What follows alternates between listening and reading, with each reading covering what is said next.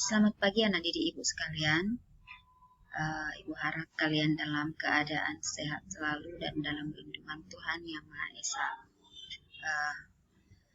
Sampai jumpa di pelajaran yang pertama kita, yaitu tentang kemagnetan. Ibu harap kalian semuanya telah mempersiapkan diri untuk hari ini dalam pembelajaran kita. Jadi kalian boleh silahkan ambil buku paket kalian ya. Oke. Baiklah, adapun tujuan dari pembelajaran kita pada pagi hari ini adalah setelah mempelajari materi kita di bab 6, maka kalian diharapkan mampu menjelaskan prinsip kemagnetan dalam tubuh hewan dan mampu menjelaskan pengertian daripada magnet. Oke, selanjutnya pada mata pelajaran kita ini kita akan mempelajari tentang migrasi hewan. Berbicara tentang migrasi hewan, coba kita perhatikan, lihat ini. Berbicara tentang migrasi hewan. Namanya migrasi berarti tentu terjadi adanya perpindahan. Nah, apakah tujuan daripada perpindahan hewan? Contohnya seperti burung yang terbang secara berkelompok. Mungkin kalian sering melihat ada burung terbang secara berkelompok. Apa tujuannya? Jadi tujuannya yang pertama itu adalah untuk mencari makan. Yang kedua adalah untuk menghindari perubahan cuaca yang ekstrim. Misalnya kalau terjadi cuaca yang semakin panas atau semakin dingin, maka mereka akan cenderung akan berpindah. Itu sering kita lihat dari gejala-gejala alam ya. Lalu, bagaimanakah cara burung itu bisa menemukan tempatnya? Bagaimana si burung ini yang tadi terbang tanpa arah kita katakan, tetapi dia bisa menemukan tempatnya dan kembali lagi ke tempat semula.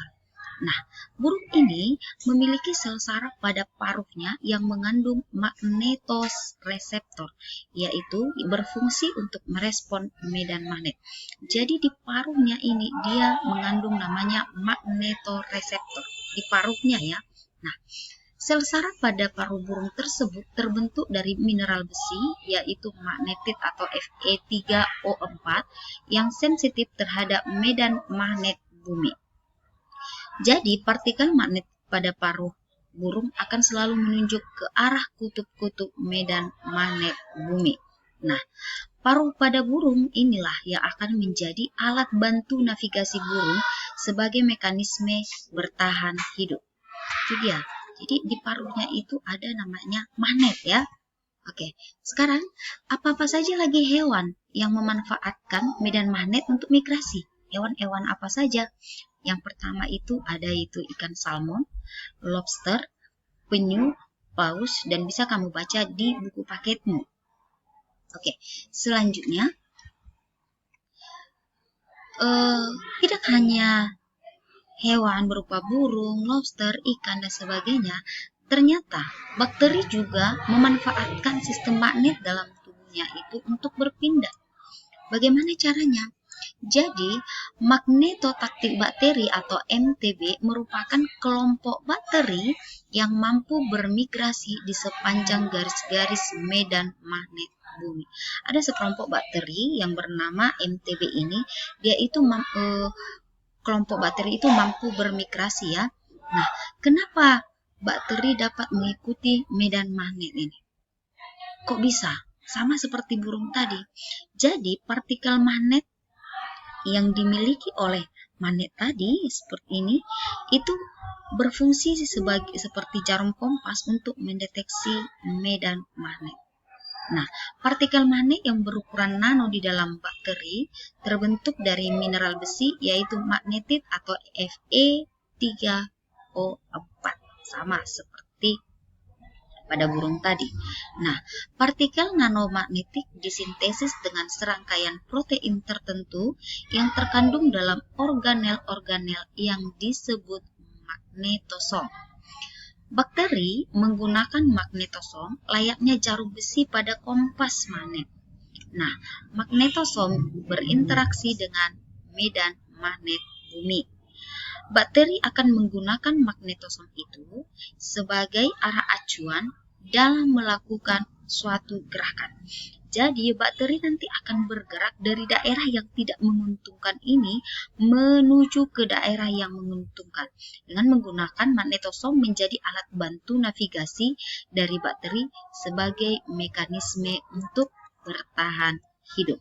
Nah, kita telah berbicara tentang hewan-hewan yang bermigrasi dengan menggunakan navigasi magnet di dalam tubuhnya ya.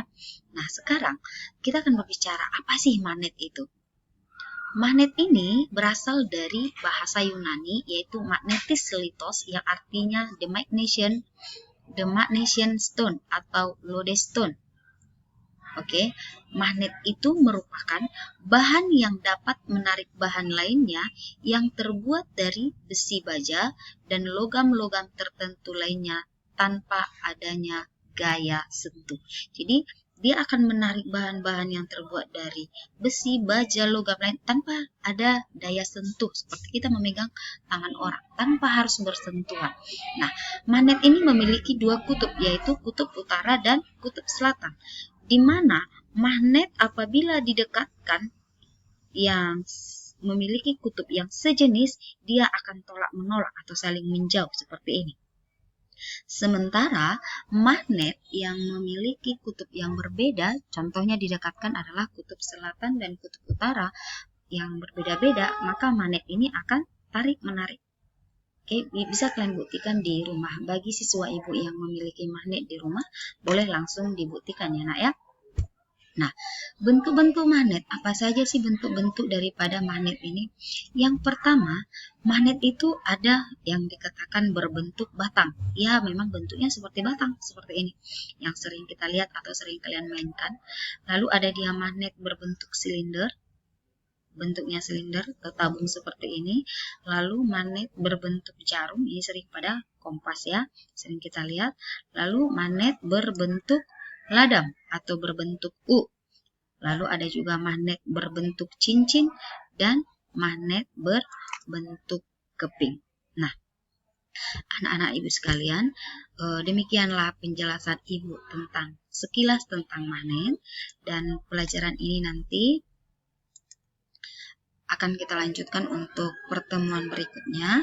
Setelah ini kalian nanti akan meringkas atau mencatatkan materi yang telah ibu berikan hari ini. Kamu pindahkan ke buku catatanmu dan ibu nanti akan melanjutkan kuis langsung di Google Classroom kalian. Selamat belajar.